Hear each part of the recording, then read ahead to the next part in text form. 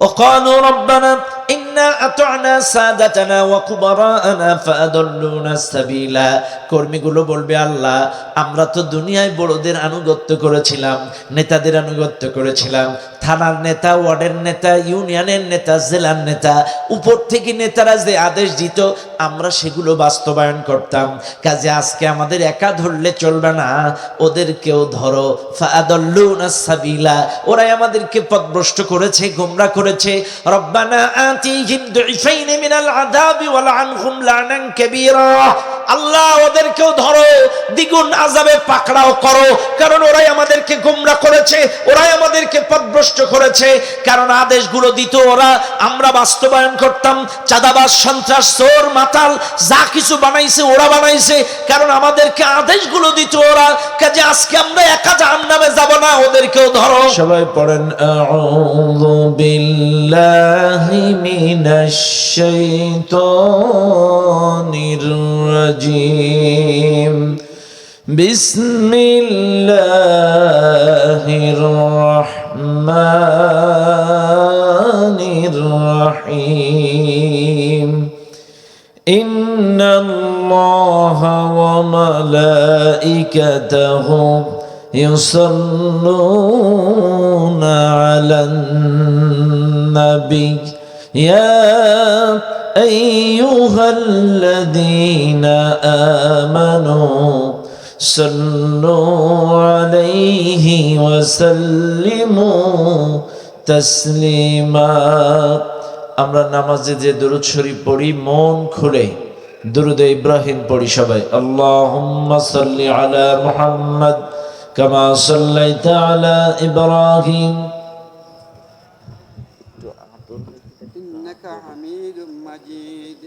আল্লাহুম্মা বারিক আলা মুহাম্মাদিন اللهم بارك على محمد وعلى آل محمد كما باركت على إبراهيم وعلى آل إبراهيم إنك حميد مجيد شبي اللهم صل على محمد وعلى آل محمد كما صليت على إبراهيم وعلى آل إبراهيم إنك حميد مجيد اللهم بارك على محمد وعلى آل محمد كما باركت على إبراهيم وعلى آل إبراهيم إنك حميد مجيد الحمد لله ثم الحمد لله। খানপুর দিঘির উত্তর পাশে কাটিবার হল বাইতুর রহমান মসজিদ প্রাঙ্গণে আজকের এই 25তম বাৎসরিক বিশাল তাফসীরুল কোরআন মাহফিলের সুযোগ্য সম্মানিত সভাপতি জনাব আলহাজ হযরত মাওলানা আতিয়ার রহমান সাহেব আমার আগে মনোমুগ্ধকর আলোচনা শুনিয়ে মুগ্ধ করেছেন। তরুণ উদীয়মান আলোচক হযরত মাওলানা হাফেজ আমিনুর রহমান সাহেব আলোচনা করেছেন। হাফেজ মাওলানা আবু সাঈদ সহ অন্যান্য উলামা ইকরাম প্রত্যেককেই আল্লাহ তাআলা দ্বীনের খাদেম হিসেবে কবুল করুন, বলেন আমিন। প্রত্যেকটা দাঈকে গোটা বিশ্বব্যাপী কোরআনের দাওয়াত পৌঁছে দেওয়ার তৌফিক দান করুন, বলেন আমিন। ডানে বামে সামনে উপস্থিত দূর দূরান্ত থেকে আগত দিনদার মুত্তাকিন পরেজগার ভাই ও বাবাজিরা, পদ্মার আড়ালে শ্রদ্ধা আমার সম্মানিত মা ও বোনেরা, সকলকেই সুন্নাত তরিকা অনুযায়ী সালাম জানাই। আসসালামু আলাইকুম ওয়া রাহমাতুল্লাহি ওয়া বারাকাতুহু। সর্বপ্রথম শুকরিয়া আদায় করি সেই আল্লাহ সুবহানাহু ওয়া তাআলার দরবারে, যেই আল্লাহ তাআলা আপনাকে আমাকে অত্যন্ত দয়া করে মায়া করে এই কুরআনুল কারীমের মাহফিলে জান্নাতি বাগানে আসার এবং বসার তৌফিক দিয়েছেন, যিনি সে মহান মালিকের দরবারে প্রাণ খুলে সমস্বরে সমবেত আওয়াজে সমবেত চেষ্টায় জীবনের শ্রেষ্ঠ শুকরিয়ার ঝান্ডাটা আল্লাহ তাআলার আরশ আজিমে পৌঁছায় দেয়। চিৎকার মেরে বলুন আলহামদুলিল্লাহ। আর একটু জোরে বলুন আলহামদুলিল্লাহ। আজকের এই মাহফিলে আপনারা যারা আসছেন, এ জবান দিয়েছেন কে? এ জবান দিয়ে প্রশংসা আদায় করব কার? আরো জোরে বলেন কার? প্রশংসা আদায় করলে খুশি হন কে? আরো জোরে। প্রশংসা আদায় করলে লাভ না লস? আরো জোরে। তার প্রশংসা করলে নিয়ামত বরকত বাড়িয়ে দেন কে? কিন্তু আজকে আমরা খুবই অকৃতজ্ঞ। এত সুন্দর দেহ, এত সুন্দর অক্সিজেন, এত সুন্দর রিজেক, এত কিছুর পরেও আমরা জবান দিয়ে কৃতজ্ঞতা স্বীকার করতে চাই না। এটা বড়ই দুঃখজনক। এই মাহফিলে যারা আছেন প্রত্যেকের কাছেই অনুরোধ করব, আমি যতক্ষণ থাকবো আল্লাহর হস্তে আমার সঙ্গে একটু পাই টু পাই জবাব দেবেন। আমাকে চিনেন আপনারা? চেনেন? চেনেন না? আচ্ছা, অনেকে চিনেন, অনেকে চিনেন না। দেখেন, আপনারা ইউটিউবে আমার ওয়াজ শুনে থাকতে পারেন, আবার নাও পারেন। অনেকে অনেক কথা বলে। আলহামদুলিল্লাহ, আমার আমিনুর ভাই অনেক দামি দামি কথা বলছিল, আমি শুনছিলাম। অনেক সুন্দর কথা তিনি বলতেছিলেন। আসলে বিশ্বাস করেন, প্রত্যেকটা জিনিসের একটা মৌসুম আছে। ইবাদাতের মৌসুম হচ্ছে রমজান, এরপরে মাসের মৌসুম হচ্ছে শীতকাল, মাহফিলের মৌসুমও কিন্তু শীতকাল। এখনকার মাহফিলগুলো আসলে এটি কিন্তু মৌসুম না, এটা আনসিজনে প্রোগ্রামটা হচ্ছে। আসলে এত গরমে মানুষ অতিষ্ঠ হয়ে যাচ্ছে। আর তাছাড়া এবছর এত বেশি মাহফিল 5ই আগস্টের পর থেকে হচ্ছে, গত 16 বছরের কাজা 1 বছরে আদায় হয়ে গেছে। কথা ঠিক না? গেল 16 বছর কোন মাহফিলের আয়োজন করতে গেলে 6 মাস ধরে প্রিপারেশন নেওয়া লাগছে। এই মেম্বার, ও চেয়ারম্যান, এ এমপি, ও মন্ত্রী, ও ডিসি, ও এসপি, ও ওসি, তেল মাখাইতে মাখাইতে 6 মাস। যদি বক্তা তেল তেলা হয় তো মাহফিল হইল, আর যদি একটু ঝাঁঝালা হয় তাইলে তো মাহফিল ক্যান্সেল। 16 বছর ধরে মাহফিলে বুক ফুলিয়ে কথা বলতে পারে নাই বক্তারা। মাহফিল কমিটিও মন খুলে আয়োজন করতে পারে নাই, অনেক রেস্ট্রিকশন। তবে আল্লাহ ভালো জানে আগামীতে যে সরকার আসবে তারা আবার ওদের চেয়ে খারাপ হবে কিনা, আল্লাহ ভালো জানে। তবে লক্ষণ ভালো ঠেকছে না। 16 বছরের স্বৈরাচার শাসক ইসলাম বিদ্বেষী মনোভাব আনার কারণে, থাকার কারণে, আলেম বিদ্বেষী, ইসলাম বিদ্বেষী, কোরআন বিদ্বেষী, মাহফিল বিদ্বেষী, তাফসির বিদ্বেষী, ইসলামী আন্দোলন বিদ্বেষী মনোভাব তৈরি করার কারণে এদেশের মানুষ তাদেরকে ডাস্টবিনে নিক্ষেপ করেছে। কিন্তু বিশ্বাস করেন, যদি এইরকম স্বৈরাচার নতুন করে জন্ম নেয়, ইসলাম বিদ্বেষী, কোরআন বিদ্বেষী, আলেম বিদ্বেষী, ওদেরকে যে মোটামুটি আরব সাগর পার করে দেবে, তা পয়সা লাগবে না। কথা কন না কেন? সময় লাগবে না ইনশাআল্লাহ। সে চিন্তা করার কোনো কারণ নেই। সে গুড়ে বালি। এদেশের মানুষ আগের মতন আর নেই। চোখে চোখ রেখে কথা বলার মতো সাহস তাদের তৈরি হয়েছে। কথা বলেন ঠিক কিনা? এজন্য যাই হোক, কথায় কথা বেড়ে যায়। আমার সাথে আপনারা থাকবেন ইনশাআল্লাহ। আমি বুঝতেছি আপনাদের কষ্ট হচ্ছে, তারপরেও বলবো, যার যত কষ্টের আমল তত দ্রুত প্রতিদান পাওয়া যায়। যার আমল যত কষ্টের, যার আমল যত কষ্টের, তার তত দ্রুত আল্লাহর কাছে কবুল হয়, তত দ্রুত আল্লাহ তার প্রতিদান দিয়ে দেন। এই জন্য আমি হয়তো এখানে বসে আরামে কথা বলছি, আপনারা জমিনে কষ্ট করে বসছেন গরমের মধ্যে, কিন্তু আল্লাহ তাআলা আপনাদেরটাই আগে কবুল করতে পারেন। পারেন কি পারেন না? আমার সাথে থাকবেন ইনশাল্লাহ। কারা কারা থাকবেন না দুহাত তোলেন তো। আমি কিন্তু একটু মাঝে মাঝে চেক করবো যে আপনারা শুনতেছেন না ঘুমাইতেছেন। থাকবেন ইনশাল্লাহ। আল্লাহ আমাদের সকলকে কবুল করুন। চিৎকার মেরে বলেন আল্লাহুম্মা আমিন। আমার সাথে স্বতঃস্ফূর্তভাবে সবাই তেলাওয়াত করেন। আউযু বিল্লাহি মিনাশ শাইতানির রাজিম। বিসমিল্লাহির রহমানির রহিম ওয়া ইয়াওমা ইয়া'আদ্দু الظالم على يديه يقول يا ليتني اتخذت مع الرسول سبيلا يا ويلتى ليتني لم أتخذ فلانا خليلا صدق الله العظيم সূরাটির নাম সূরাতুল ফুরকান। সূরাটা নাজিল হয়েছে মক্কায়। সূরাটির মোট আয়াত সংখ্যা ৭৭, রুকু সংখ্যা ৬। এই সূরাটার ২৭ এবং ২৮ দুইটি আয়াত তেলাওয়াত করেছি। কোন আয়াতের তাফসীর জানতে গেলে, বুঝতে গেলে আগে জানতে হয় শানে নজুল।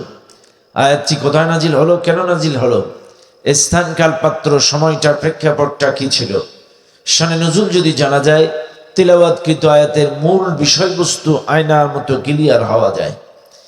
আমি যে আয়াতটি আপনাদের সামনে তেলাওয়াত করলাম, এই আয়াতটি নাজিল হওয়ার কারণ ভালো করে মনে রাখবেন। মক্কায় একজন প্রভাবশালী ব্যবসায়ী ছিলেন, কাফের ব্যবসায়ী। কি ব্যবসায়ী? সবাই বলেন। কাফের প্রভাবশালী একজন ব্যবসায়ী ছিলেন। দেশ বিদেশে ব্যবসার খাতিরে তিনি সফর করতেন, দেশে বিদেশে ব্যবসার কাজে যাইতেন, আর মাঝে মাঝে দেশি বিদেশি সকল স্বনামধন্য ব্যবসায়ীদেরকে দাওয়াত করে করে তার বাড়িতে খানা খাওয়াতেন ব্যবসার স্বার্থে। অনেক সময় বড় বড় নেতাদেরকেও দাওয়াত করতেন, শিল্পপতিদের দাওয়াত করতেন, স্বনামধন্য যত ব্যবসায়ী আছে তাদেরকেও দাওয়াত করতেন। এমনই একদিন এই কাফের উকবা ইবনে আবি মুঈত তার বাড়িতে বসেই পূর্ব প্রস্তুতি মিটিং করছে, প্ল্যান করছে যে আমার বাড়িতে সমস্ত স্বনামধন্য ব্যবসায়ীদেরকে দাওয়াত করে খানা খাওয়াবো। কাকে কাকে খাওয়াবো একটা নামের তালিকা করছে, কাকে কাকে দাওয়াত করবে, ইনভাইট করবে, একটা তালিকা করছে। প্রস্তুতি মিটিংয়ে কম বেশি সকল ব্যবসায়ীদের তালিকা হচ্ছে, নাম লেখা হচ্ছে। এমন সময় এক কাফের ডাক দিয়ে বলছে, উকবা ইবনে আবি মুঈত, তুমি তো কম বেশি সবাইরে দাওয়াত দিছো, কিন্তু আজ অব্দি তুমি মুহাম্মদকে কোনোদিন তোমার বাড়িতে দাওয়াত করতে পারো নাই। মুহাম্মদও কিন্তু সুনামধন্য ব্যবসায়ী, হতে পারে মুসলিম, হতে পারে মুসলিম, কিন্তু মুহাম্মাদের ব্যবসার অনেক সুনাম, মুহাম্মাদের অনেক যশ, অনেক খ্যাতি, মুহাম্মদও কিন্তু বড় ব্যবসায়ী। উকবা ইবনে আবি মুঈত বলছে, মুসলিম হইছে তো কি হইছে, যে কোনো মূল্যে আমি আরে দাওয়াত করে আর বাড়িতে খাওয়াবো। এই মর্মে উকবা ইবনে আবি মুঈত রাসূলুল্লাহর বাড়িতে চলে গেলেন। রাসূলুল্লাহর বাড়িতে যেয়ে নবীজিকে ডেকে বলছেন, মুহাম্মদ, আমি আপনাকে আমার বাড়িতে দাওয়াত করে খানা খাওয়াতে চাই, আমার বাড়িতে একটু ডাল ভাত খাওয়াতে চাই। তখন নবীজি ডাক দিয়ে বলছেন, উকবা ইবনে আবি মুঈত, তুমি কি জানো না আমি কোনো মুশরিকের বাড়ি দাওয়াত খাই না? তুমি কি জানো না আমি কোনো কাফেরের বাড়ি, মুশরিকের বাড়ি দাওয়াত কবুল করি না?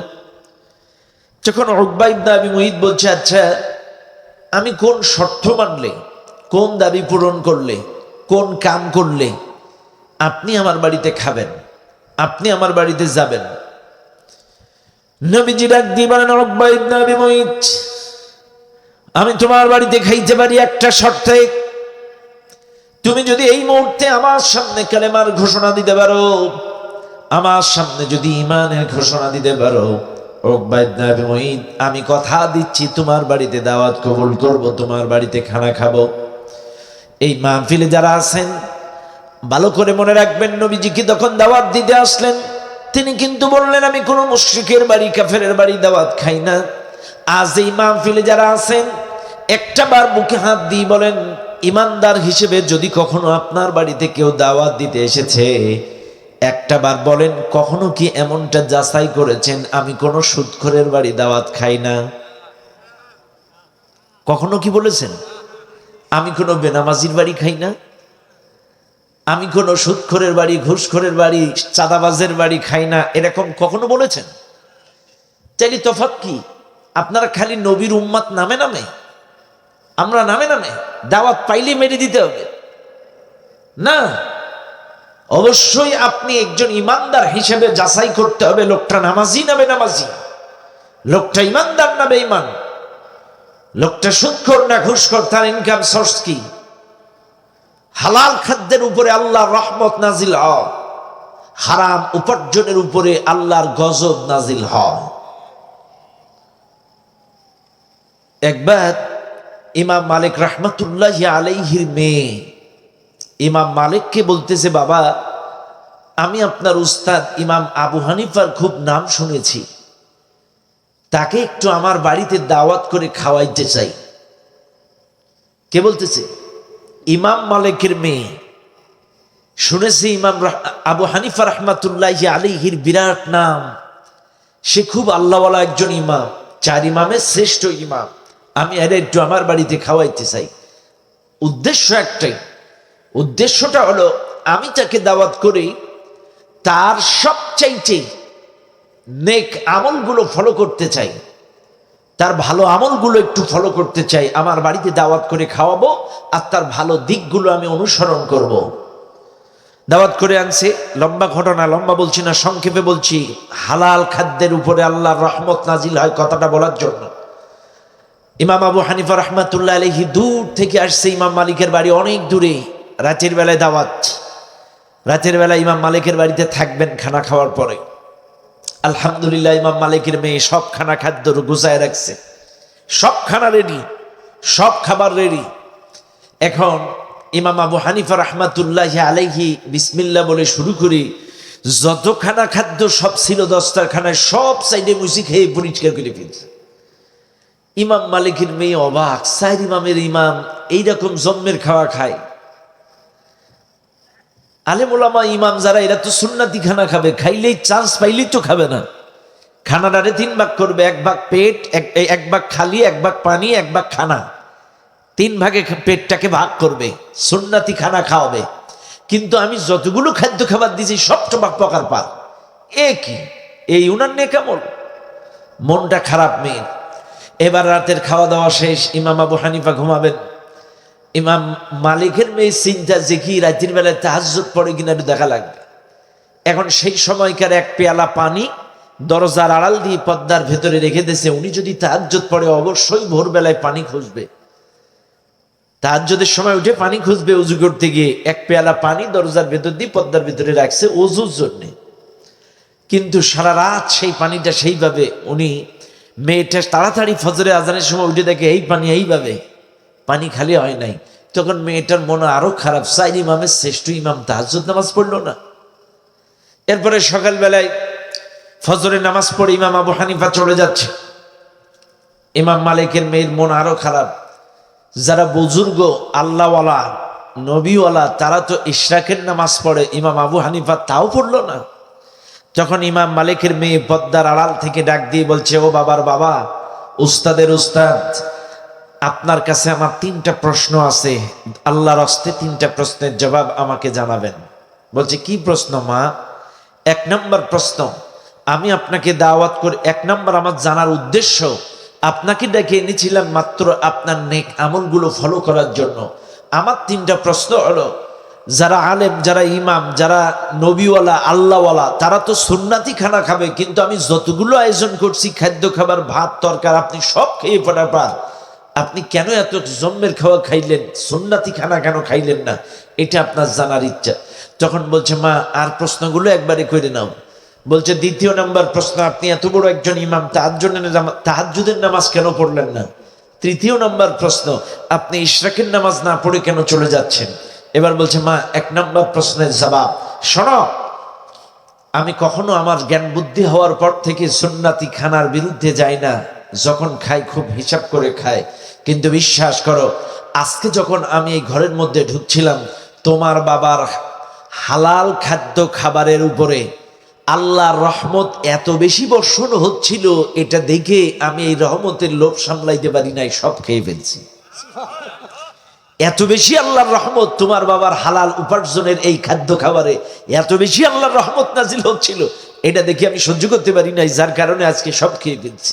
মা, 2 নাম্বার জবাব, আমি সহ তোমার বাবা সহ আমার স্টুডেন্টরা বেশ কয়েকদিন ধরে অনেকগুলো মাসলা মাসাইলের সমাধান বের করতে পারছিলাম না, কিন্তু আজকে তোমার বাবার হালাল খাদ্য খাবার খেয়ে আমার ব্রেনটা এত বেশি ক্লিয়ার হলো, সারা রাত আমি ঘুমাই নাই, সারা রাত অন্তত মিনিমাম 100-র অধিক মাসলা সমাধান খুঁজে পাইছি।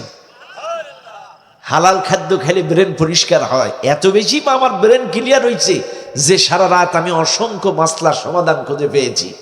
এবং 3 নাম্বার, আমি ইশরাকের নামাজ পড়ি, কিন্তু আজকে না পড়ে নুকসাত করে নফল ইবাদতটা ছেড়ে চলে যাচ্ছি, কারণ আমার কাছে মাসলা মাসলা নেওয়ার জন্য দূর দূরান্ত থেকে মানুষ আসে, এই মানুষগুলো কষ্ট করে বসে থাকবে, এই জন্য আমি না পড়ে চলে যাচ্ছি।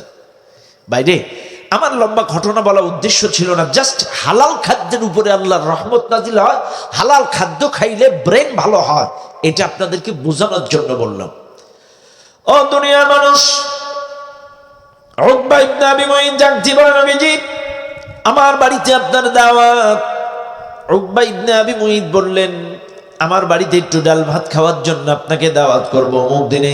নবীজি বললেন, আমি কোনো মুশরিকের বাড়ি দাওয়াত কবুল করি না। বলছে, কোন দাবি কোন শর্ত মানলে খাবেন? একটা শর্তে খাইতে পারি, তুমি যদি কালেমা পড়তে পারো, ঈমান আনতে পারো, আমি তোমার বাড়িতে দাওয়াত কবুল করব।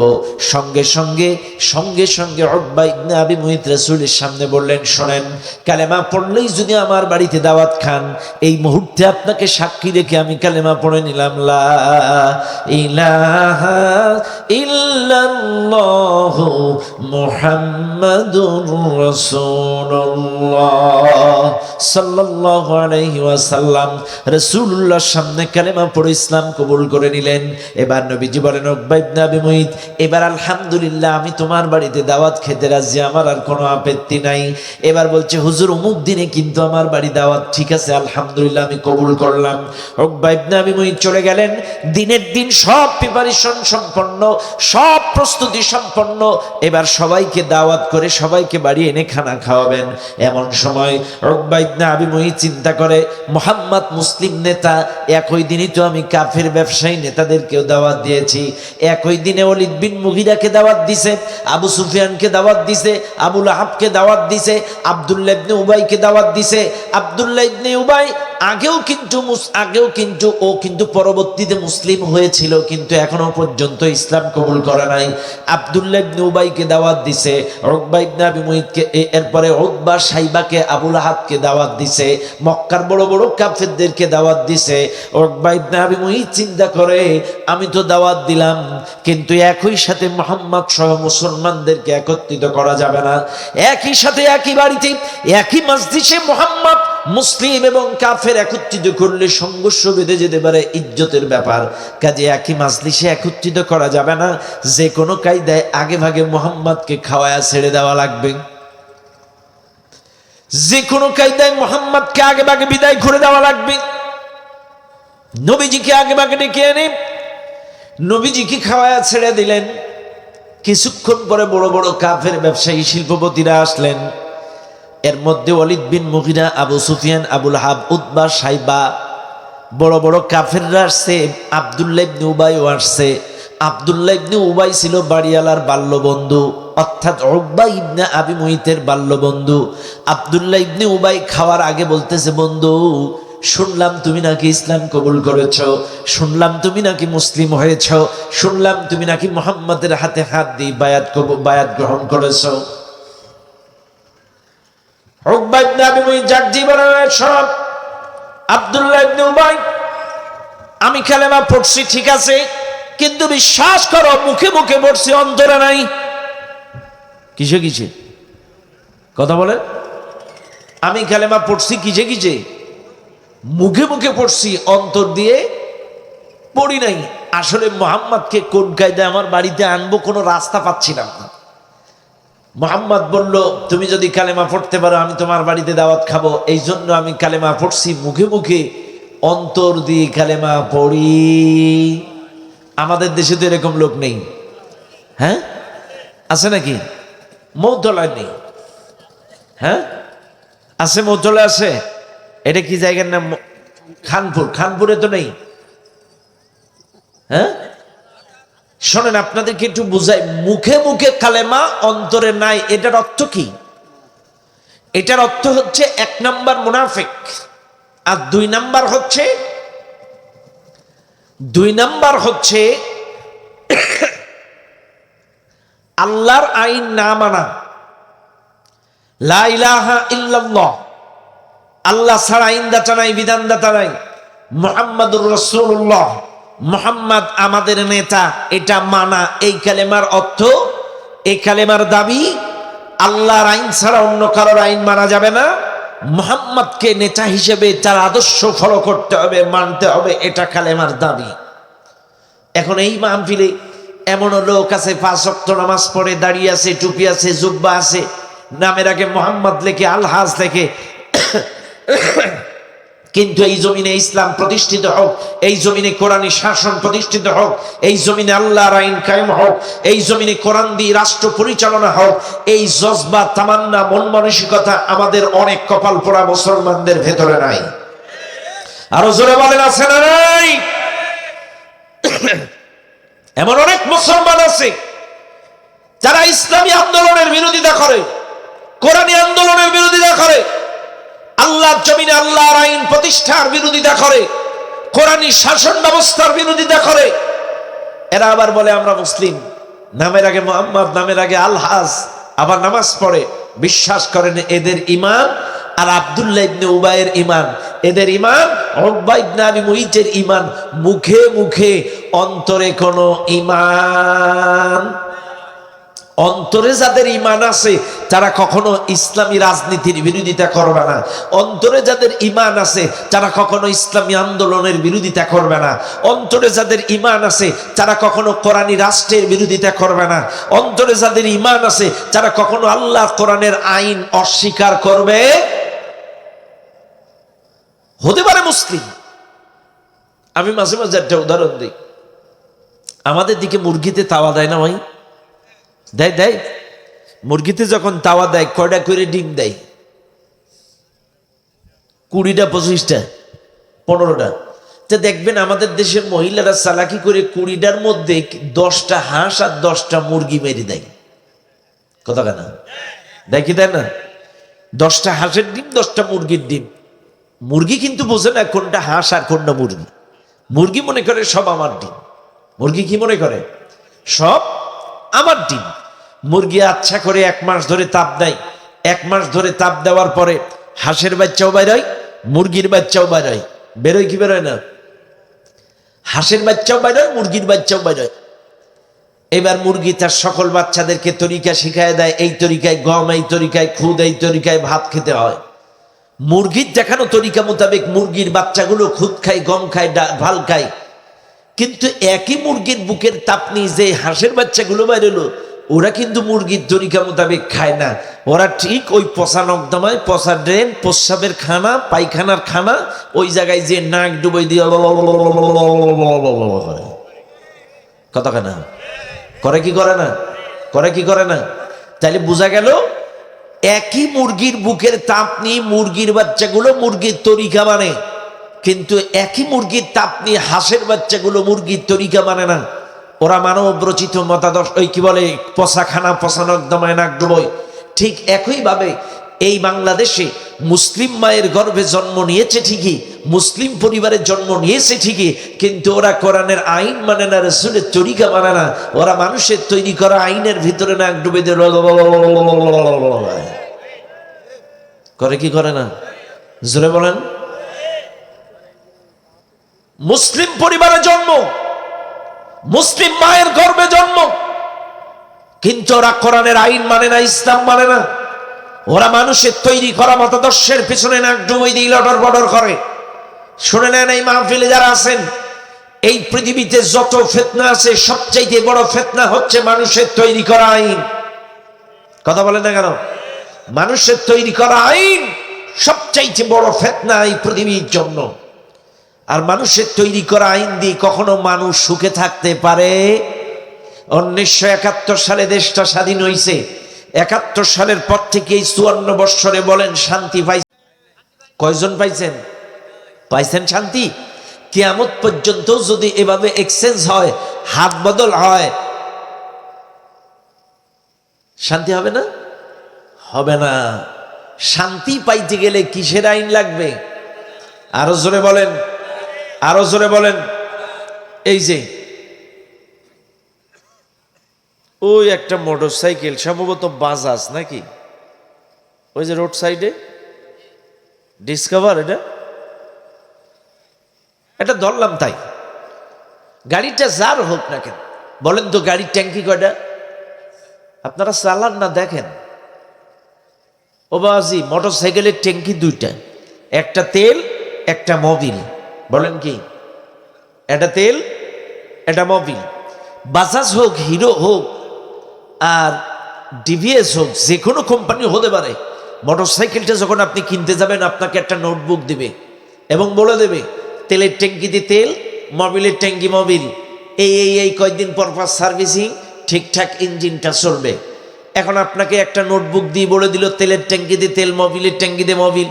এখন আপনারা এলাকায় এসে চিন্তা করতেছেন যে না, এই জায়গার এমপির নাম কি ছিল? জগলু হায়দার। জগলু হায়দার, আমরা জগলু হায়দার সাহেবের এলাকার লোক, আমরা ওই কোম্পানির স্টাইলে চালাবো না। তেলের ট্যাঙ্কিতে মোবিল, মোবিলের ট্যাঙ্কিতে তেল। চলবে না? হ্যাঁ, কেন চলবে না? ইঞ্জিন যারা বানাইছে এরা বলেছে তেলের ট্যাঙ্কিতে তেল, মোবিলের ট্যাঙ্কিতে মোবিল, চাইলে ঠিকঠাক চলবে। যদি আপনারা উল্টাপাল্টা করেন ইঞ্জিনের মালিকের কথা ছাড়া, ওই ইঞ্জিন যেমন চলবে না, গড়গড় গড়গড় করবে, বাস্ট হয়ে যাওয়ার সম্ভাবনা।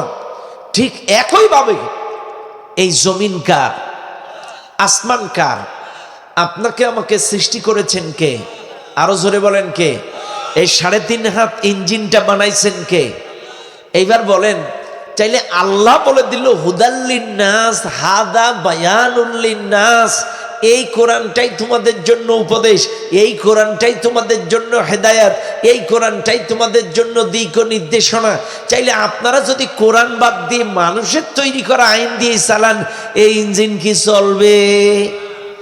ওই মোটরসাইকেলের কোম্পানির কথা না শুনে তেলের ট্যাঙ্কিতে মোবিল, মোবিলের ট্যাঙ্কিতে তেল দিলে যদি ইঞ্জিন না চলে, আমার মালিক সৃষ্টি করেছে এই ইঞ্জিন, এই ইঞ্জিন, এই রাষ্ট্র, এই সমাজ, এই মানব জীবন, এই কোরআন দিয়ে যদি চালান তো এই ইঞ্জিন ভালোভাবে চলবে, শান্তিতে থাকবে।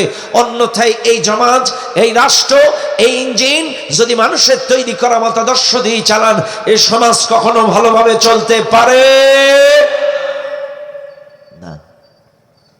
এই জন্য আপনাদেরকে মাথায় রাখা লাগবে। এই সহজ জিনিসটা কেন বোঝেন না? আপনাকে তো বিএনপি বানায়নি, জাতীয় পার্টি বানায়নি, আপনার জন্য আওয়ামী লীগ বানায়নি, এই পৃথিবীর কোন দল তো আপনাকে তৈরি করেনি। তাইলে কেন আপনি ওই দলের নীতিমালা মানবেন? আপনাকে যিনি সৃষ্টি করেছেন তার নীতিমালা মানেন, তার গঠনতন্ত্র মানেন। আমরা কোন দলের পক্ষে আপনাদেরকে ডাকি না। আমার কথা হলো একটাই, যদি কোরআন মানেন, ইসলাম মানেন, চাইলে এই পৃথিবীর মানুষের তৈরি করা আইন মানা যাবে না, এই পৃথিবীর কোন মানুষের তৈরি করা মতাদর্শের গোলামি করা যাবে না। একমাত্র আল্লাহর নীতিমালা, গঠনতন্ত্র আপনাকে মানতে হবে, মানতে হবে। আর যদি আপনি তা না মানেন, আপনি ঈমানদার নন, আপনি আব্দুল্লাহ ইবনে উবাইয়ের খালাতো ভাই। আপনি কেন মানবেন না আল্লাহর আইন? একটু বুকে হাত দিয়ে বলেন তো আমাকে। আপনাকে সৃষ্টি করেছে আল্লাহ, আল্লাযী খলাকাকুম, আল্লাযী জাআলা লাকুমুল আরদা ফিরাশা। এই জায়গাতে বসে আছেন, এটারে জমিনটারে বিছানা বানাইছেন কে? জোরে বলেন কে? আপনি যে মোটরসাইকেল চালায় ভাড়া মারেন এই জমিনটারে উপর দিয়ে, এই জমিনটা কার বানানো? এই যে জমিনে ইজি বাইক চালায় উপার্জন করেন, এই জমিনটা কার? যে জমিনে ধান লাগায় খান, এই জমিনটা কার? যেই জমিনে আপনি রিক্সা চালান, ভ্যান চালান, আপনি কষ্ট করে খেটে খান, এই জমিনে স্বপ্নের বাসভবন বানান, এই জমিনটা কার? বাদ দিলাম। এবার যে আসমানের নিচে আছেন, আসমানটা কার? ওয়াস-সামাআ বিনাআ, আসমানটাকে ছাদ বানিয়েছি আমি, এরপরে আসমান থেকে বৃষ্টি বর্ষণ করি আমি। ওয়া আনজালা মিনাস সামাই মাআ ফাআখরাজা বিহি মিনাত থামারাতি রিজকাল লাকুম, এই জমিন থেকে ফসলের মাধ্যমে তোমাদের রিজিকের ব্যবস্থাও করি আমি আল্লাহ। আজকে এই জমিতে দেখো ধান, কখনো আলু, কখনো পটল, কখনো গম, কখনো ভুট্টা, একই মাটি, সিজনালি ফসলের মাধ্যমে তোমাদের রিজিকের ব্যবস্থাও করি আমি। চাইলে জমিন আমার, আসমান আমার, সব আমার, রিজিক দিলাম আমি, অক্সিজেন দিলাম আমি, আর তুমি মিছিল করবা আর একজনের। লজ্জা করে না? আরে ভাই, মানুষ তো 2 দিন ভাত না খাইলেও বাঁচে। একটা মানুষ বলেন তো 2 মিনিট যদি কারোর অক্সিজেন বন্ধ হয়ে যায়, বাঁচবে লোকটা? সবাই বলেন, 2 মিনিট যদি কারোর অক্সিজেন বন্ধ হয়ে যায় লোকটা বাঁচবে? বাঁচবে না। একটাবার বলেন, যদি আপনার করোনা ভাইরাস হয় আর হসপিটালে ভর্তি করে, 1 ঘন্টা অক্সিজেনের বিল কত? কি হয়েছে? হ্যাঁ, তাফসীর করতে বলছে। আস্তে আস্তে আস্তে আস্তে আস্তে।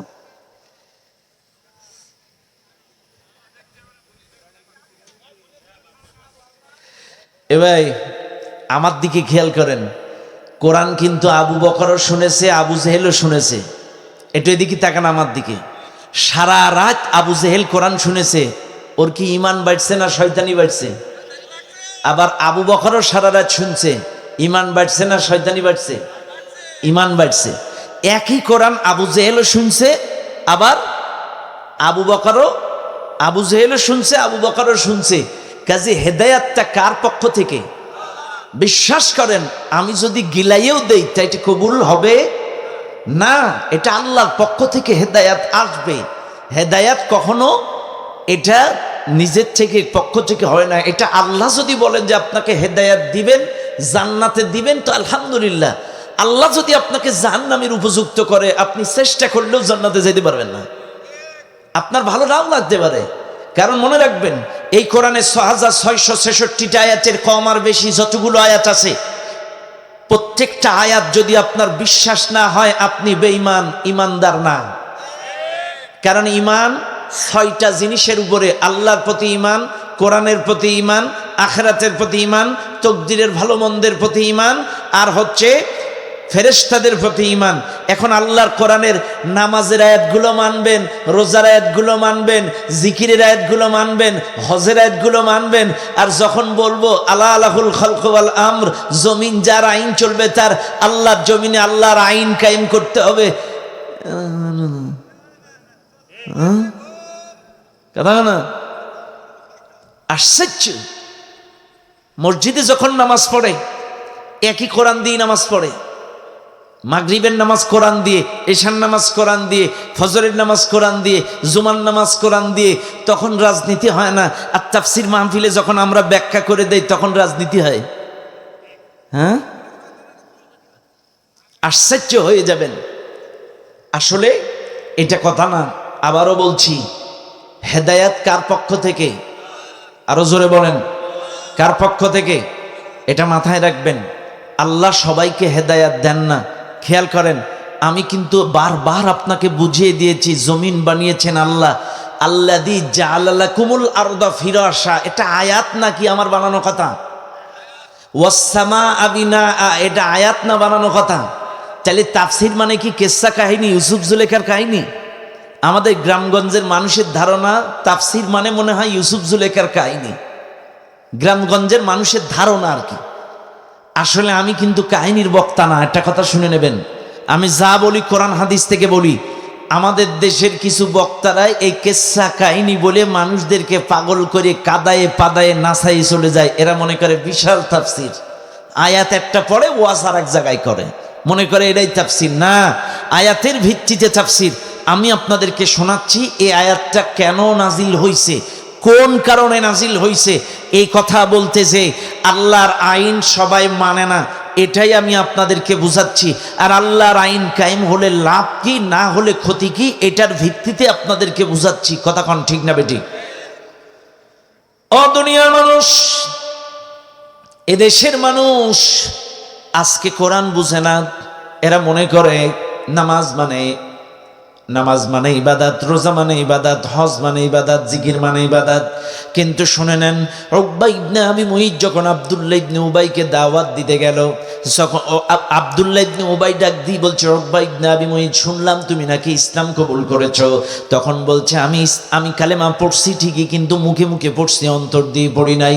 অন্তরে আমার আল্লাহর বিশ্বাস নাই, আল্লাহর আইন আমি মানি না, আল্লাহর আইন মানি না, রাসূলকে আমি বিশ্বাস করি না। উকবা ইবনে আবি মুঈত বলে, ও দুনিয়ার মানুষ, এবার আব্দুল্লাহ ইবনে উবাই ডাক দিয়ে বলে, তোমার অন্তরে যে ঈমান নাই, মুখে মুখে কালেমা পড়ছো, একটা পরীক্ষা, একটা প্রমাণ তোমাকে দেওয়া লাগবে। বলে, কি পরীক্ষা দেওয়া লাগবে? এই মুহূর্তে আমার সঙ্গে তুমি মুহাম্মাদের বাড়ি যাবা, মুহাম্মাদের বাড়ি যে মুহাম্মাদের উপরে থুতু নিক্ষেপ করবা। নাউজুবিল্লাহ। যদি তুমি রাসূলকে থুতু মারতে পারো, আমি বুঝবো তুমি কালেমা পড়ে ইসলাম কবুল করো নাই, মুখে মুখে কালেমা পড়ছো, অন্তরে পড়ো নাই। কাজী আর যদি রাসূলকে থুতু মারতে না পারো, যদি থুতু মারো তাহলে বুঝবো ঈমান আনো নাই, আর যদি না পারো বুঝবো তোমার অন্তরে ঈমান আছে, দুর্বলতা আছে। আজকে শুনে নেন, এ কথার অর্থ হলো, আল্লাহর রাসূলকে যদি থুতু মারতে পারো বুঝবো তুমি ঈমান আনো নাই, আর যদি না পারতে পারো তাহলে বুঝবো তুমি ঈমান এনেছো। কথা না? এটা পরীক্ষা দিয়ে দিলেন কে? আব্দুল্লাহ ইবনে উবাই। থুতু মারলে বুঝবো ঈমান আনো নাই, আর থুতু যদি না মারতে পারো চাইলে মনে করবো তোমার ভেতরে দুর্বলতা, তুমি কালেমা পড়ে ইসলাম কবুল করছো। আজকে বাংলাদেশের দিকে দেখেন, রাগ করবেন না, আলেম উলামা দেখলে চুলকাই, আলেম উলামা দেখলে জ্বলে, ইসলাম বিদ্বেষী মনোভাব। তার মানে বোঝা যায় রাসূল কিন্তু বলেছে, আমি চিরকাল চিরদিন থাকবো না, আমার উত্তরসূরিরাই হচ্ছে আলেম উলামা, ওয়ারাসাতুল আম্বিয়া। এই আলেম উলামারাই নবীর ওয়ারেস, যোগ্য উত্তরসূরি। চাইলে আলেমরাই হচ্ছে নবীর উত্তরসূরি।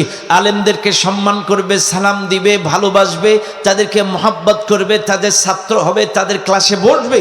এখন আপনার কোনোটাই ভাল লাগে না, চাইলে তো আপনি রাসূলকেও ভালোবাসেন না, রাসূলের হাদিস অস্বীকার করলেন। চাইলে আজকে আলেমদেরকে যারা মহব্বত করে না, ইমামদেরকে যারা মহব্বত করে না, ইমামদের যারা ভালোবাসে না, আলেমদেরকে যারা মহব্বত করে না, আলেমদের ক্লাসে যারা বসে না, যারা ইসলাম বিরোধী, রাসূল বিরোধী, তাতে কোনো সন্দেহ। শুনে নেন দুনিয়ার মানুষ, উকবা ইবনে আবি মুঈত বলছে, আমি তোমার সঙ্গে রাসূলের বাড়ি যাব, নবীজির উপরে থুতু মারবো। আব্দুল্লাহ ইবনে উবাইয়ের সাথে রাসূলের বাড়ি চলে গেলেন। রাসূলের বাড়ি যেয়ে রাসূল বসা ছিলেন, রাসূলকে লক্ষ্য করে রাসূলুল্লাহর উপরে থুতু নিক্ষেপ করলেন, কিন্তু নবীজি টেকনিক্যালি সরে গেলেন, নবীজির গায়ে থুতুটা লাগে নাই। আস্তে করে সরে গেলেন, রাসূলুল্লাহর গায়ে থুতুটা লাগে নাই, থুতুটা নিচে পড়ে গেল। ঠিক ওই মুহূর্তে আল্লাহর পক্ষ থেকে কোরআনুল কারীমের আয়াত, সূরাতুল ফুরকানের আয়াত নাজিল হয়ে গেল, ইয়া ওয়াইলাতা লাইতানি লাম আত্তাখিয ফুলানান খলিলা। সাথে সাথে আল্লাহর পক্ষ থেকে আয়াতটা নাজিল হলো। আল্লাহর রাসূল তাদেরকে শুনিয়ে দিলেন, কিয়ামতের দিন এই মানুষগুলো বন্ধুত্বের কারণে বুকে হাত থাবড়াবে আর আফসোস করবে, হায় আফসোস, দুনিয়ায় যদি এদেরকে বন্ধু না বানাতাম। বন্ধুত্বের কারণে, অসৎ বন্ধুর কারণে, দুশ্চরিত্রবান বন্ধুর কারণে, লম্পট বন্ধুর কারণে, মাতাল বন্ধুর কারণে, চোর বন্ধুর কারণে, চাঁদাবাজ বন্ধুর কারণে, সন্ত্রাস মার্কা বন্ধুর কারণে, এক কথায় অসৎ সঙ্গের কারণে ভালো মানুষ, বন্ধুগুলো কিয়ামতের দিন এই মানুষগুলো বুকে হাত থাবড়াবে আর আফসোস করবে। কেন আফসোস করবে?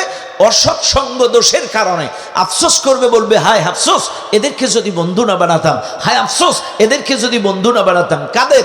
যাদের কারণে বিড়ি খাওয়া শিখছেন, যাদের কারণে গাঁজা খাওয়া শিখছেন, যাদের কারণে সিগারেট খাওয়া শিখছেন, যাদের কারণে লম্পট হইছেন, যাদের কারণে চোর হইছেন, যাদের কারণে সন্ত্রাস হইছেন, যাদের কারণে চাঁদাবাজ হইছেন, ওই সকল মানুষের কারণে কিয়ামতের দিন আফসোস করবে, হায় আফসোস, দুনিয়ায় যদি এদের বন্ধু না বানাতাম। ইয়া ওয়াইলাতা লাইতানি লাম আত্তাখিয ফুলানান খলিলা। বাইরে, এই জন্য আমি বলি, এই দেখেন, উকবা ইবনে আবি মুঈত কিন্তু নিজের ইচ্ছায় রাসূলের উপরে থুতু মারে নাই। নিজের ইচ্ছায় মারছে? সবাই বলেন। উকবা ইবনে আবি মুইতকে নিজের ইচ্ছায় রাসূলের বাড়ি গেছে। এটা কিন্তু বন্ধুত্বের পাল্লায় পড়ে গেছে। কার পাল্লায়? বন্ধুত্বের পাল্লায় পড়ে রাসূলের বাড়ি গেছে, রাসূলকে উদ্দেশ্য করে থুতু মারছে। আজকে গোটা বাংলাদেশের দিকে তাকান, যত মানুষ আজকের খারাপ, যত বন্ধু আজকের খারাপ, ম্যাক্সিমাম বন্ধু কিন্তু বন্ধুত্বের কারণেই খারাপ হয়েছে। আপনারাই বলেন, আমি জানি এখানে কেউ বিড়ি খাওয়া সিগারেট খাওয়া লোক নাই, কিন্তু একটা বার বুকে হাত দিয়ে বলেন, যদি কেউ খান, এটা কার কাছ থেকে শিখছেন? বন্ধু আপনারে শিখাইছে, হয় কলেজে, না স্কুলে, নাইলে ইউনিভার্সিটিতে, নাইলে আগানে বাগানে, এখানে সেখানে। দে না একটা, না না দে না, দে না। এভাবে আপনারে বিড়ি খাওয়া শিখাইছে, এভাবে আপনাকে গাঁজা খাওয়া শিখাইছে, আপনাকে বিভিন্ন মেয়ে বান্ধবীর নাম্বার সাপ্লাই দিছে, আপনাকে বিভিন্ন পার্কে নিয়ে ইফটিজিং করা শিখাইছে, আপনাকে বিভিন্ন ইসলাম বিরোধী মিছিলে নিয়ে গিয়েছে, বলেছে চল আজকে শ্যামনগরে সাইদির বিরুদ্ধে মিছিল হবে, 500 টাকা চল। কথা হয় না? আসতে কর না, বলেছে না? রাগ করবেন না আমার কথায়। এমন কপাল পোড়া মুসলমান এই বাংলাদেশে আছে যারা 500 টাকার লোভে, এক প্যাকেট বিরিয়ানির লোভে আলেম ওলামার বিরুদ্ধে, ইসলামের বিরুদ্ধে, সাইদির বিরুদ্ধে রাজপথে মিছিল করেছে। কথা বলেন ঠিক না বেঠিক? এমন কুলাঙ্গার এই বাংলাদেশে আছে, লজ্জা করে না? আপনি 500 টাকার জন্য একজন আলেমের বিরুদ্ধে মিছিল করলেন, 500 টাকার জন্য একজন আলেমে, একজন ইসলামওয়ালা, একজন কোরআনওয়ালা মানুষের বিপক্ষে মিছিল করলেন। আপনি কার বিরুদ্ধে মিছিল করলেন? কার বিরুদ্ধে? সামান্য পদ পদবি, ওয়ার্ডের পদ পদবি, ইউনিয়নের পদ পদবি, থানার পদ পদবির জন্য আপনি 5 আটা গোলামি করেন, 500 টাকার জন্য আপনি মিছিল করেন না। ভাইরে, একটু আগে কিন্তু আমার আগে আমিনুর রহমান ভাই বলতেছিল, ইন্নাল্লাহ হাশতারা মিনাল মুমিনিনা আনফুসাহুম ওয়া আমওয়ালাহুম বিআন্না লাহুমুল জান্নাহ। মুমিনের জানমাল আল্লাহ ক্রয় করে নিয়েছে জান্নাতের বিনিময়ে। কাজী জানও আল্লাহর, মালও আল্লাহর, এটা বিক্রি হয়ে গেছে কিসের বিনিময়ে? সবাই বলেন, কিসের বিনিময়ে? জান্নাতের বিনিময়ে বিক্রি হয়ে গেছে। কাজী এই যে আপনাদের জান, এটা আর আপনাদের ব্যাংক ব্যালেন্স, টাকা পয়সা, সম্পত্তি, এটা 60-70 বছরের জন্য আপনারা পাহারাদার, সিকিউরিটি, এটা কিন্তু বিক্রি হয়ে গেছে, জান্নাতের বিনিময় লেনদেন হয়ে গেছে। চাইলে আপনাকে যদি শ্রম দিতে হয় সেটা আল্লাহর জন্য দিতে হবে, জান যদি দিতে হয় আল্লাহর জন্য দিতে হবে, 10টা টাকা যদি খরচ করতে হয় ইসলামের জন্য করতে হবে, আল্লাহর জন্য করতে হবে, দুনিয়ার কোনো মানুষের জন্য করা যাবে না। কারণ এই জানও আল্লাহর, মালও আল্লাহর। আপনি কার পক্ষে খরচ করবেন? কার? ও দুনিয়ার মানুষ, বন্ধুত্বের ব্যাপারে আয়াত নাজিল হয়ে গেল। তাইলে এখান থেকে প্রমাণ পাওয়া গেল, সৎসঙ্গে স্বর্গবাস, অসৎসঙ্গে নরকবাস। একটু উদাহরণ দেই, আপনি বুঝবেন কিন্তু মুসলমান। কথার কথা, আপনার বন্ধু যদি আব্দুর রব ভাই হয়, আপনার বন্ধু যদি কি হয়? আব্দুর রব ভাই হয়। আব্দুর রব ভাই একজন নামাজি, আব্দুর রব ভাই কোরআন পড়ে, আব্দুর রব ভাইয়ের বাচ্চা কাচ্চাও মাদ্রাসায় পড়ে, আব্দুর রব ভাই ভালো মাজলিসে চলে। চাইলে বোঝা গেল, এই ভালো মানুষটার সাথে যদি বন্ধুত্ব করেন, এই লোকটা আপনাকে আজান দিলে মসজিদে নিয়ে যাবে, এই লোকটা আপনাকে কোরআন পড়া শেখাবে, এই লোকটা আপনাকে কোরআন যদি নাও পড়তে পারেন তিনি পড়বেন, আপনাকে শোনাবে, আপনাকে হাদিস পড়ে শোনাবে, ইসলামী সাহিত্য পড়ে শোনাবে, আপনাকে মানুষকে দ্বীনের দাওয়াত দেওয়ার জন্য টার্গেট দেবে। আব্দুর রব ভাই বলবে, ভাই আপনি একা নামাজ পড়লে চলবে না, পরিবারের সদস্যদেরকেও পড়াবেন, আপনার বন্ধু বান্ধবীদেরকেও নামাজের দাওয়াত দেবেন, ইসলামের দাওয়াত দেবেন। চাইলে বোঝা গেল, ভালো মানুষের সাথে চললে নামাজ পড়ায়, ভালো মানুষের সাথে চললে কোরআন পড়ায়, ভালো মানুষের সাথে চললে ইসলাম শেখায়। এই মানুষটার সাথে যদি বন্ধুত্ব হয়, আপনাকে কোরআন শেখাবে, হাদিস শেখাবে, আদব শেখাবে, এই মানুষটা আপনাকে ইসলাম শেখাবে। এইবার আসেন, আপনাদেরকে একটু কন্টেস্ট করে দেই, যদি এই কোরআনওয়ালা, আল্লাহওয়ালা, নবীওয়ালা মানুষদের সাথে না থেকে যদি কোনো লম্পটের সাথে চলেন, কোনো সাদাবাজের সাথে চলেন, কোন চোরের সাথে চলেন, কোন সন্ত্রাসের সাথে চলেন, কোন লম্পট দুশ্চরিত্রবান মানুষের সাথে যদি বন্ধুত্ব করেন, চাইলে যে যে কোয়ালিটি, আপনাকে তো সেই কোয়ালিটির কামকাজই শেখাবে। চোর তো আপনাকে চুরি করা শেখাবে, মাতাল আপনাকে গাঁজা খাওয়া, ইয়াবা খাওয়া শেখাবে, লম্পট আপনাকে পার্কে পতিতালয়ে নিয়ে যাবে, আর সাদাবাজ যারা তারা আপনাদেরকে সাদাবাজির জন্য টার্গেট দিয়ে দেবে। সৎসঙ্গে স্বর্গবাস, অসৎসঙ্গে নরকবাস। আপনি যদি আতর আলার সাথে বন্ধু বানান, আপনার আতর মাখা লাগবে না, সারাদিন আতর আলার পাশে পাশে থাকবেন, বিকেল বেলায় বাড়ি আসবেন, আপনার মা বাবা বলবে কি সুন্দর ঘ্রাণ।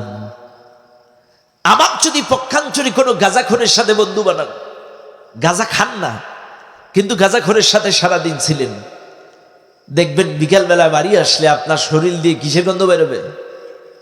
এটাই তো কথা, এটাই তো বাস্তব, এটাই মাথায় রাখবেন আপনারা। এই জন্য যার সাথে যার মহাব্বত তার সাথে তার কিয়ামত। মান তাশাব্বাআ বিকওমিন ফাহুয়া মিনহুম, রাওয়াহুল বুখারী। যার সাথে যার মহাব্বত তার সাথে তার কিয়ামত। আপনাদের মহাব্বত যদি কোরআনওয়ালা, নবীওয়ালা, আল্লাহওয়ালা মানুষের সাথে হয়, আপনাদের মহাব্বত যদি ইসলামওয়ালা মানুষের সাথে হয়, আপনাদের মহাব্বত যদি আল্লাহওয়ালা, নবীওয়ালা, কোরআনওয়ালাদের সাথে হয়, ওই কোরআনওয়ালাদের সাথে, নবীওয়ালাদের সাথে আপনাদের হাসর নাসর হবে। আর মহাব্বত যদি কোনো দুনিয়াওয়ালা, চোর, লম্পট, মাতালদের সাথে হয়, আপনাদের হাসর নাসর কাদের কাতারে হবে? কথা ক্লিয়ার? কথা বুঝতেছেন তো আপনারা? যাদের সাথে আপনাদের মহব্বত হবে, সম্পর্ক হবে, উঠা বসা হবে, আপনারা তাদের কাতারেই কিয়ামতে উঠবেন। একটু দলিল দেবো নাকি? দলিল দেব, শুনবেন দলিল? আবার আমার এক চাচা না ভাই উঠে গেল, হুজুর তাফসির করেন। উনি আসলে কত বড় মুফাসসির যে তাফসিরের কি বোঝে উনি? আরে ভাই, ডাক্তার ডাক্তারের ভুল ধরে, ইঞ্জিনিয়ার ইঞ্জিনিয়ারের ভুল ধরে, কথা কন না? অ্যাডভোকেট অ্যাডভোকেটের ভুল ধরে, একজন মুফাসসির আর একজন তাফসির কারকের ভুল ধরে। আমার ভুল ধরবে এই সুফার, আমার মহাতারাম সভাপতি, উনি কত বড় মুফাসসির যে আমার ওরা বলছে আপনি তাফসির করেন। কথা, হ্যাঁ, দালালি করতো আগে? না না না, এগুলো যাই হোক, এটা হলো কথাবার্তারা বুঝে বলতে হবে। বেইজ্জতিটা কে হলো? ইজ্জতের মালিক কে? আপনার ভালো না লাগলে আপনি আস্তে করে উঠে যাবেন, কিন্তু ইজ্জতটা হারালো কে? এই মানুষগুলোর সামনে ওনার সম্মান বাড়লো না কমলো? খবরদার, আপনার ভালো নাও লাগতে পারে, আপনি আস্তে করে চলে যাবেন। তাই বলে কোরআনের মাহফিলে বেয়াদবি করবেন না। আপনাকে বেইজ্জতি করে দেবেন কে? আরো জোরে বলেন কে? আলেমুল আমাদের ইজ্জত নিয়ে সিনিমিনি খেলেছিল আমাদের খালাম্মা। এই খালাম্মাকে জাতির সামনে বেইজ্জতি করে দেশ ছাড়া করেছেন কে? বলেন তো। 14 সালে 13 সালে যত আন্দোলন হয়েছে, খালাম্মারে কেউ খেদাইতে পারেনি। খালাম্মা কইছিল 41 সালের আগে এই চেয়ার কেউ নাড়াইতে পারবে না, কিন্তু এই কচি কচি বাচ্চাদের স্লোগানে তাড়াই দিল কে? আল্লাহ ছাড়া সম্ভব? তাইলে ইজ্জতের মালিক কে? এই আলেমদেরকে বেইজ্জতি করেছে, কাজী আল্লাহ তাআলা তাকে নির্লজ্জের মতো বেইজ্জতি করে তার খুন, তার গুণ, তার চাঁদাবাজি, তার মার্ডার, তার সব কিছু প্রমাণ সহ গোটা পৃথিবীর সামনে উলঙ্গ করে ছেড়ে দিয়েছে। এখন কোনো দেশ খালাম্মারে আর নিতে ভিসা দেয় না, ওই এক কাকু ছাড়া। কথা না, এক কাকু ছাড়া এখন আর কেউ ভিসা দিচ্ছে না। এত ক্ষমতার নেতা, আজকে কেউ তাকে নিতে চাচ্ছে না। কেন? এর চাইতে বড় বেইজ্জতি আর কি হতে পারে? এর চাইতে বড় বেইজ্জতি আর কিছু হতে পারে না। আর যে মানুষটাকে 48টা মামলা দিয়ে এই বয়োবৃদ্ধ মানুষটাকে কোর্টের বারান্দায় উঠাইছে আর নামাইছে, সে মানুষটাকে সম্মান দিয়েছেন কে? আর জোরে কন কে? ও তো ইজ্জু মান তাশা ও তো দিল্লু মান তাশা। ইজ্জত দেওয়ার মালিক কে? কথা কন না কেন? আজকে Yunus sir, professor doctor Yunus sir, দেখেন পৃথিবীর 12 নম্বর মানুষ, 12 জনের একজন, পৃথিবীর মধ্যে 12 জনের একজন। ভাবা যায়? 800 কোটি মানুষের মধ্যে, 800 কোটি মানুষের মধ্যে 12 জনের একজন ইউনুস স্যার। আজকে আমাদের দেশে তো চেতনার গল্প শুনেছেন, কথায় কথা আসে, দেশের কথা বলতে হয়, কোরআন হাদিস শোনেন। দেশত্ববোধ যদি আপনার ভেতরে না থাকে আপনি কিন্তু ইমানদার হতে পারবেন না। দেশপ্রেম যদি আপনার ভেতরে না থাকে, আপনার মধ্যে দেশপ্রেম থাকা লাগবে। 16 বছরে আমাদেরকে দেশপ্রেমের গল্প শিখাইছে, স্বাধীনতার পক্ষে শক্তি, পক্ষের শক্তি আর স্বাধীনতার বিপক্ষে শক্তি। যাদেরকে বলেছে রাজাকার তারা কিন্তু দেশ ছেড়ে যায়নি, আর যারাই স্বাধীনতার পক্ষের ওরা একটাও দেশে নেই। তাহলে রাজাকার কারা? কথা কানা বলেছে অমুক তমুক রাজাকার, এই মুহূর্তে বাংলা ছাড়ছে কারা? রাজাকার না ওরাই? কথা ক্লিয়ার? সারাদিন যাদেরকে মিথ্যা অপবাদ দিলি, কলঙ্ক দিলি, আজকে সেই অপবাদ মাথায় নিয়ে তোদেরকেই বাড়ি ছাড়তে হইছে। অথচ যারা দেশের পক্ষে তারা কিন্তু ঠিকই দেশে রয়ে গেছে, তারা দেশ ছেড়ে যায়নি। এটাই বাস্তব।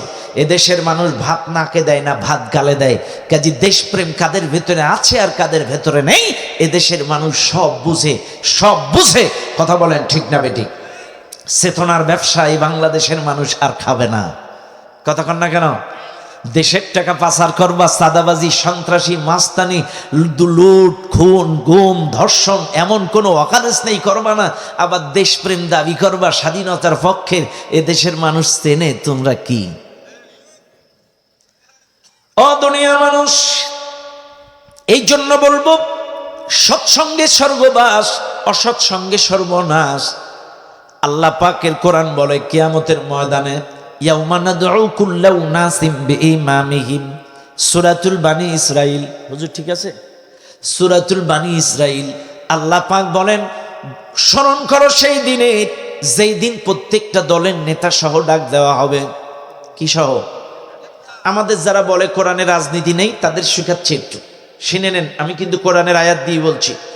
ইয়াউমা নাদউ কুল্লা, আপনারা আগে একটু বলে নেন, আর পরে বলবেন হুজুর রাজনীতির বক্তব্য। এ কোরআন কি জামাত ইসলামের, চরমনার, তাবলিগের, বিএমপির, আওয়ামী লীগের, জাতীয় পার্টির? আল্লাহ বলছেন হুদাল্লিন নাস। এ কোরআন সকল মানুষের জন্য হেদায়াত। বিএমপির জন্য হেদায়াত, জামাতের জন্য হেদায়াত, জাতীয় পার্টির জন্য হেদায়াত, সকল মানুষের জন্য এই কোরআনটা হেদায়াত। কথাটা কার? ব্যাস। আল্লাহ পাক বলেন স্মরণ করো ওই দিনের, যেই দিন প্রত্যেকটা দলের নেতা সহ ডাক দেওয়া হবে। কিয়ামতের দিন নেতা সহ ডাক দিয়ে আল্লাহ বলবেন ইকরা কিতাবাক, পড়ো তোমার আমলনামা। কাফা বিনাফসিকা ইয়াউমা আলাইকা হাসিবা, তোমার আমলনামা পড়ার জন্য তুমি যথেষ্ট। বান্দার হাতে যখন কিয়ামতের ময়দানে আমলনামা তুলে দেবে, ও ভাই আমলনামা পড়তে পড়তে ভালো আমলনামাও থাকবে, খারাপটাও থাকবে। আপনার আমলনামা আপনার যে কি আছে আপনার চাইতে কেউ ভালো জানে না। কথা জানা? এই মাহফিলে যারা আছেন একটা মানুষ হাত তোলেন তো, আপনার 1 বছরের আমলনামায় মাইকে দাঁড়াই বলবেন যে মৌতলাবাসী, খানপুরবাসী, আমি 365 দিনের আমলনামা আজকে আপনাদের সামনে শোনাবো। আমি এত সৎ চরিত্রবান মানুষ, লোকে আমাকে হাজি গাজী মুন্সি জানে, কিন্তু আজকে শোনো আমার 1 বছরের আমলনামা। একটা মানুষ এসে দাঁড়ান তো এই মাহফিল, পারবেন না? বাদ দেন, বাদ দিলাম। কিন্তু কিয়ামতের দিন আপনার গোটা জিন্দেগীর আমল তো আপনাকে নিজে নিজে পড়া লাগবে।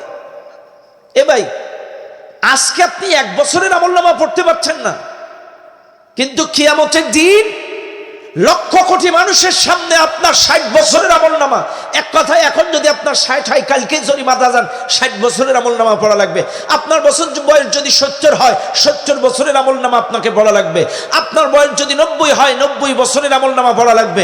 আপনার বয়স যদি 40 হয়, 40 বছরের আমলনামা আপনাকে পড়া লাগবে। আর আপনি কোথায় কি করছেন না করছেন আপনি ভালো জানেন। আর এবং কিয়ামতের দিন আল্লাহর আদালতে নিজের আমল নিজে নিজে পড়া লাগবে।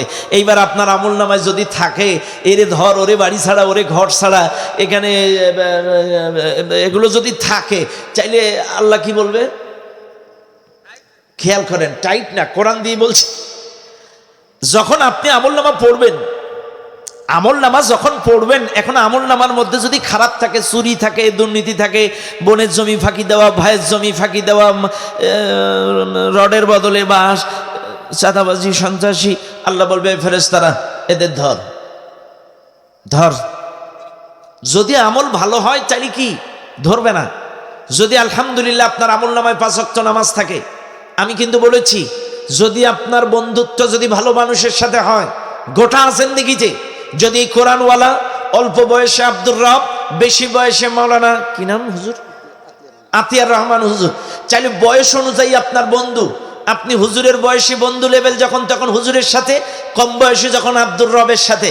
চাইলে বন্ধুত্বের কারণে আপনার যদি ভালো বন্ধু হয়, চাইলে আমলনামায় নামাজ থাকবে, কোরআন থাকবে, হাদিস থাকবে। আলহামদুলিল্লাহ, কিয়ামতের দিন পড়বেন 5 ওয়াক্ত নামাজ, তাহাজ্জুদের নামাজ, দারসুল কোরআন, দারসুল হাদিস, মাশাআল্লাহ। আল্লাহ বলবেন ওয়াসিকাল্লাযীনা তাকাউ রাব্বাহুম ইলাল জান্নাহ, এ ফেরেশতারা এদেরকে জান্নাতে ঢুকায়া দাও, জান্নাতে ঢুকায়া দাও। মাশাআল্লাহ, এদের আমল ভালো, এদের নামাজ আছে, তাহাজ্জুদ আছে, কোরআন আছে, হাদিস আছে, ঢুকায়া দাও জান্নাতে। আলহামদুলিল্লাহ, জান্নাতে ঢুকায় দেবে। কিন্তু আমলে যদি রডের বদলে বাস থাকে, এরে ধর, ওরে বাড়ি ছাড়া, ওরে ঘর ছাড়া, এখানে দখলদারি, ওখানে চাঁদাবাজি, এখানে চুরি, বোনের জমি ফাঁকি দেওয়া, ভাইয়ের জমি ফাঁকি দিয়া, পরকিয়া, লম্পটি, মাতালি, এগুলো যদি থাকে, আল্লাহ বলবে, ফেরেশতারা যখন ধরবে তখন বলবে আল্লাহ আমাদের একটু কথা আছে। কি কথা আছে? তখন বলবে আল্লাহ, এই যে কথাটা বলবে সেটাও কিন্তু কোরআনে আছে, শুনে নেন। কিয়ামতের দিন যখন কর্মীর আমলনামা খারাপ হবে, কর্মী যখন আমলনামা পড়তে যেয়ে ধরা খাবে, তখন আল্লাহর কাছে বলবে আল্লাহ আমাদের একটু কথা আছে। কি কথা? যখন কর্মী বলবে ও ক্বালু রাব্বানা ইন্না আতা'না সাদাতানা ওয়া কুবারা'না ফাআদাল্লুনা সাবিলা, কর্মীগুলো বলবে আল্লাহ আমরা তো দুনিয়ায় বড়দের আনুগত্য করেছিলাম, নেতাদের আনুগত্য করেছিলাম, থানার নেতা, ওয়ার্ডের নেতা, ইউনিয়নের নেতা, জেলার নেতা, উপর থেকে নেতারা যে আদেশ দিত আমরা সেগুলো বাস্তবায়ন করতাম। কাজে আজকে আমাদের একা ধরলে চলবে না, ওদেরকেও ধরো। ফাআদাল্লুনা সাবিলা, ওরাই আমাদেরকে পথভ্রষ্ট করেছে, গোমরা করেছে। রব্বানা আতিহিম দুইফাইন মিনাল আযাবি ওয়ালআনহুম লানান কাবীরা, আল্লাহ ওদেরকেও ধরো, দ্বিগুণ আযাবে পাকড়াও করো, কারণ ওরাই আমাদেরকে গোমরা করেছে, ওরাই আমাদেরকে পথভ্রষ্ট করেছে। কারণ আদেশগুলো দিত ওরা, আমরা বাস্তবায়ন করতাম। চাঁদাবাজ, সন্ত্রাস, চোর, মাতাল যা কিছু বানাইছে ওরা বানাইছে, কারণ আমাদেরকে আদেশগুলো দিত ওরা। কাজে আজকে আমরা একা জাহান্নামে যাব না, ওদেরকেও ধরো। লিখে নেন, আয়াতগুলো লিখে নেন। সূরা আহজাবের 67 আর 68 নম্বর আয়াত। আপনারা হয়তো বলতে পারেন হুজুর বানাই বানাই বলছে।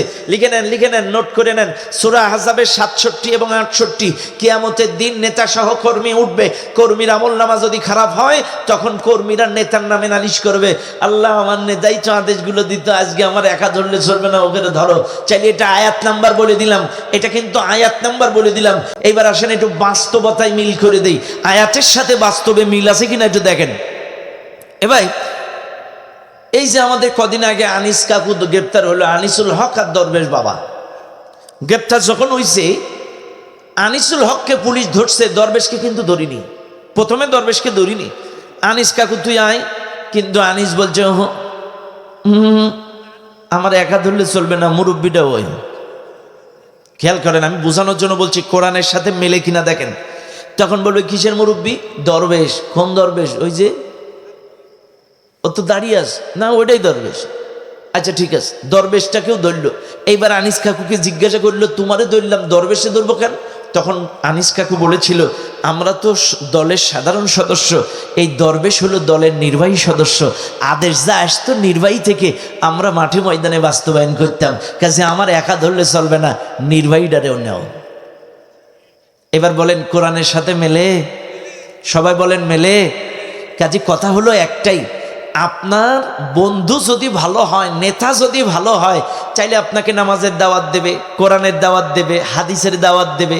আপনাকে বলবে এই নামাজ পড়ো 5 ওয়াক্ত, নামাজ পড়েছো কিনা তুমি আমাকে রিপোর্ট জানাবা, কোরআন পড়েছো কিনা রিপোর্ট জানাবা, হাদিস পড়েছো কিনা রিপোর্ট জানাবা। আজ যদি নেতা খারাপ হয়, সাদাবাজি কতটা করছো ভাগ দাও, দখলদারি ঠিক আছে নিয়েছো করো। তাহলে কথা হলো একটাই ও ভাই। এই জন্য মনে রাখবেন, কিয়ামতের দিন কর্মীরা নেতাদের নামে নালিশ করবে। আজকে সাপোজ একটা কথা বলেন, যদি একটা চোর আমাদের এলাকায় ধরা খায়, একটা চক্র চোর যদি ধরা খায়, এর রিমান্ডে নিয়ে কিন্তু জিজ্ঞাসা করে বল তোর সাথে আর কে কে আছে। আর যখন রিমান্ডে নিয়ে দুটো বাড়ি দেয়, ও কিন্তু ফরফর করে বলে দেয় যে আমার সাথে ওই এর ভাগ অমুক অমুক অমুক অমুক অমুক অমুক অমুক। কথা কেনা, কথা কেনা কেনা পাই কি পায় না? এই যে কয়দিন আগে আমাদের আইসিটি মন্ত্রী ছিল পলক কাকু, পলক কাকুকে রিমান্ডে নিয়ে জিজ্ঞাসা করলো আচ্ছা তুমি তো ভালো ছেলে, কিন্তু তুমি ইন্টারনেট বন্ধ করলে কেন? পলক কিন্তু বলে দিয়েছে এটা আর কাজ না, এটা ম্যাডামের আদেশ। তার মানে আদেশটা উপর থেকে আসছে, আমরা বাস্তবায়ন করছি। কিয়ামতের দিনও আল্লাহর ফেরেশতারা যখন ধরবে, এই কর্মীগুলো বলবে আল্লাহ এগুলো আমাদের কাজ না, উপরের আদেশ আমরা বাস্তবায়ন করছি। কাজে আমার একা ধরলে চলবে না, ওইগুলোরও ধরো। কথা ক্লিয়ার?